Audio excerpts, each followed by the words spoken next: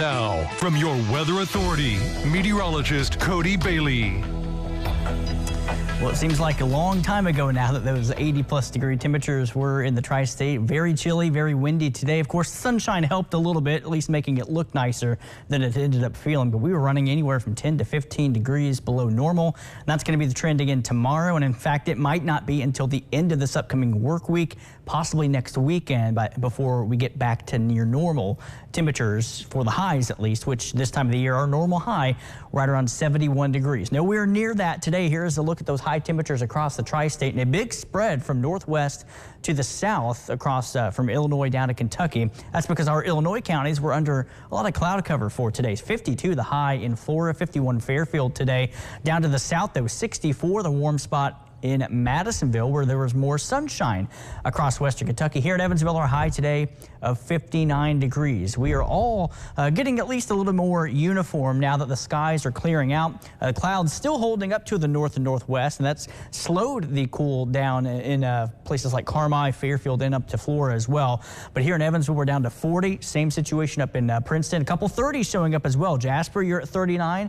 Carmi also at 39 as well. We're all going to continue this fall through the low 40s, upper 30s, and eventually settling somewhere in the mid 30s. Now, of course, if the clouds hold on a little bit longer in some of our areas, it may be kind of a spotty frost instead of a widespread frost. But nonetheless, the entire tri-state still under that frost advisory until 9 o'clock tomorrow morning.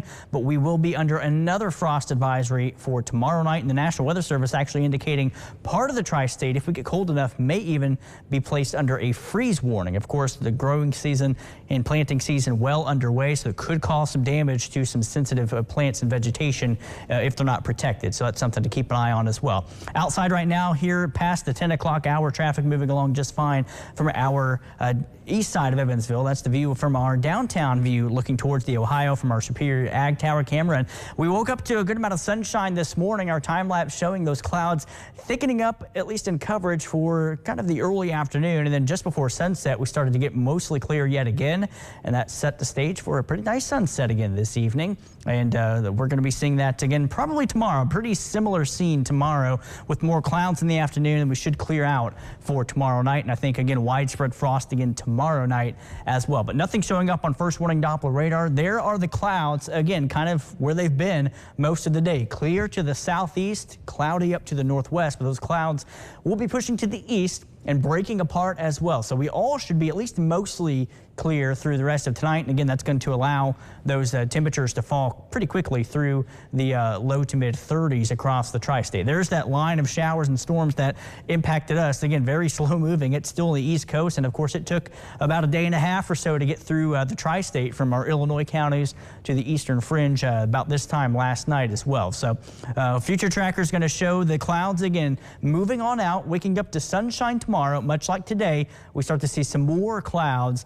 Still a good amount of sunshine, though, through the heat of the afternoon. But again, much like today as well, unfortunately, well below normal. I think we'll be topping out in the mid-50s yet again tomorrow. And then tomorrow night, clear skies, the winds almost non-existent. That is a recipe for some widespread frost. And again, some rural areas, some outlying locations would not be surprised to get close to freezing by Monday morning. So another widespread frost event is likely. We do break the 60-degree mark, though, on Monday. But again, we should be around 70 for highs this time of the year.